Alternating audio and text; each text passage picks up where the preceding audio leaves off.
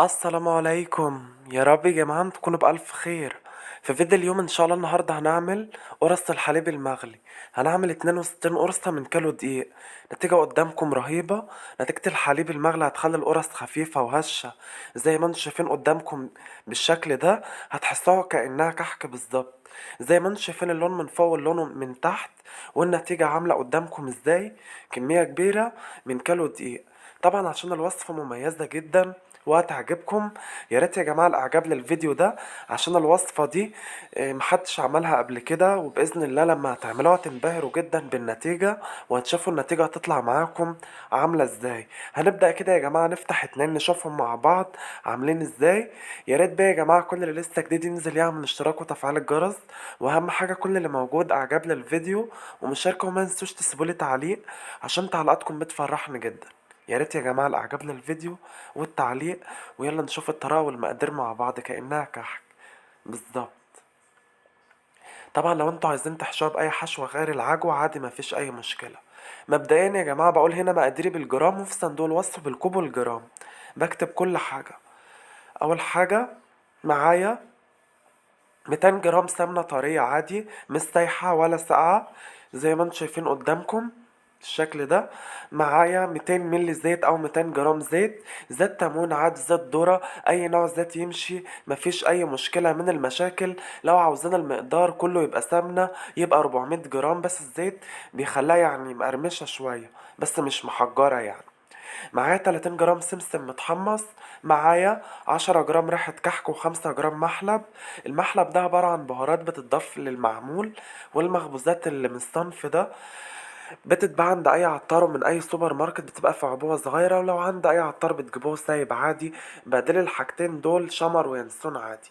معايا بعد كده يا جماعة 200 ملي لبن ساخن او 200 جرام لبن ساخن. تمام، ولسه هنحتاج لبن كمان. بعد كده معايا كيلو دقيق متعدد الاستخدامات، عليه كيس بيكنج باودر اللي هو بيكون 16 جرام، وعليهم 30 جرام سكر. سكر ابيض عادي. طبعا نخلت البيكنج باودر مع الدقيق كويس عشان ما يبقاش مترسب في جانب وجانب لا ونحس بلزع اثناء الاكل. وبعد كده ضفت السكر وقلبته كويس جدا. يا اما هشتغل بايدي يا اما في ستاند ميكسر. باخد كل المكونات مع بعض باستثناء اللبن الساخن لان هنضيف لبن تاني ومعاه خميرة وهنشوف هنضيفه ازاي. زي ما انتم شايفين كده باخد المكونات مع بعض معا ونشوف هنشتغل ازاي.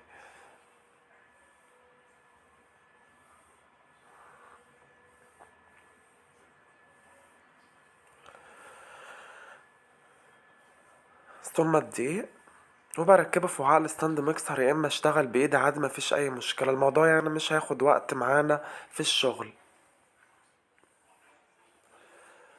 هبدأ كده اغلف المكونات مع بعض كويس جدا.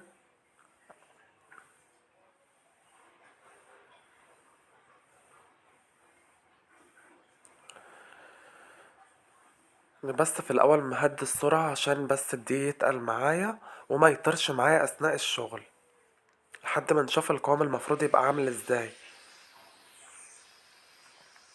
لحد ما يبقى معايا بالنتيجة اللي انتوا شايفينها قدامكم دي. ناعم بس مش ناعم نفس نعومة الكحك طبعا نظرا لقلة ال- المادة الدهنية. بعد كده يا جماعة ما بقى معايا بالنتيجة دي هنزل بالميتين جرام لبن ساخن واخليه يتغلف معايا مع المكونات دي زي ما انتوا شايفين قدامكم بالشكل ده. بعد كده يا جماعة ما بحطش، بقيت هو المقدار خد مني 350 ملي لبن. تمام، 200 منهم لبن ساخن و150 لبن عادي. ال150 لبن عادي ما بضيفهمش الا ما احط ايدي. لو انا بشتغل بايدي مش بعجن في عجان على العجينة الاقيها بقت دافية ما عادتش سخنة، او لو في ستاند ميكسر بحط ايدي على جدار العجان الاقيه بقى دافي ما عادش ساخن معايا. بعد كده هنزل بال150 ملي لبن الباقيين متدوب فيهم 5 جرام خميرة جافة اللي هي البودرة. تمام، عشان ما تموتش معايا من مدى حرارة العجين.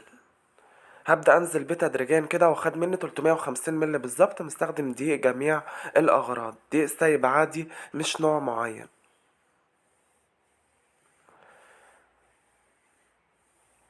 لحد ما يمتزجوا معايا كويس جدا.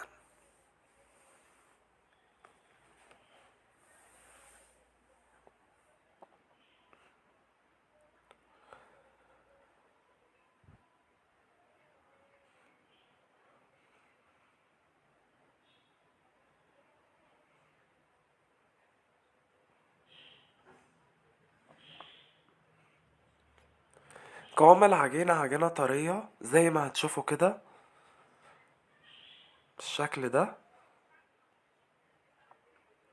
كده بقى تمام معايا، وده قوام العجينة اللي انا عاوزه، طرية. هو مش كحك، اقعد اختبر في العجينة او الكلام من ده، المهم ان هي عجينة طرية مش مفرولة، فكده تمام معايا.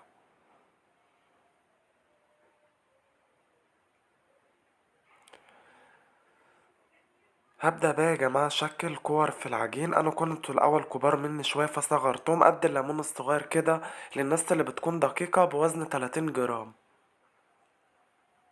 بكورهم كويس وبلفهم في ايدي زي ما انتوا شايفين كويس بالشكل اللي انتوا شايفينه قدامكم ده. تمام، لحد ما بخلص هكذا. طبعا الكمية يا جماعة كانت محترمة. صغرت منهم زي ما انتوا شايفين 62 واحدة بالظبط. بعد كده يا جماعة معايا 450 جرام عجوة او تمر. لو عجوة بنسيحها على النار بحتة سمنة، تمام، لانها بتكون صلبة شوية، تسيح 3/4 تسوية، يعني تسيحنا على النار. وبعد كده من حرارتها نفضل نقلب فيها بعيد عن النار عشان ما تنشفش في القرص. تمام. انما لو تمر عادي اللي احنا بنشتروه عبوات بلوكات، بنعجنه عادي بايدنا بشوية الزبدة او بحتة سمنة صغيرة. تمام. ببدأ كده يا جماعة اخد الكور بتاعته وببدأ اشكل زي ما انتوا شايفين قدامكم ده. برصها في سجان كده او في صواني، وببدأ اعمل مسافات بسيطة بينهم. ومعايا البصمة دي بدأت اشكل بيها. ما ضغطتش بقى للاخر عشان عايز القرصة تكون منفوخة، ما تكونش فلات معايا. او ممكن نعمل لها خرام بشوكة او تشاريخ بالسكينة عادي، مفيش اي مشكلة من المشاكل على الاطلاق. دايركت يا جماعة على فرن سابق التسخين مسبقا على درجة حرارة 200 مئوية، رف اول. مش في قاعدة الفرن، اقصد الرف الاول اللي هو قبل الرف اللي في النص، اللي بتاخد معايا تلت ساعة. الفرن ما بيشتغلش من فوق ومن تحت. وقت ما تاخد لون ذهبي من تحت بقفل من تحت وبفتح الشواية لحد ما تاخد اللون اللي انتوا شايفينه قدامكم ده. بدأت ارصها على راك او على شبكة تهوية زي ما انتوا شايفين الشكل قدامكم، ما شاء الله منفوخة وهشة، والرسمة بتاعتها نظيفة ومش فيها اي مشكلة من المشاكل على الاطلاق اهي. تحسوها كأنها كحك مش تحسوها قرص. اتمنى يا جماعة الفيديو يكون عجبكم. لو الفيديو عجبكم محدش ينسى يسيب اعجاب للفيديو وتعليق، والسلام عليكم.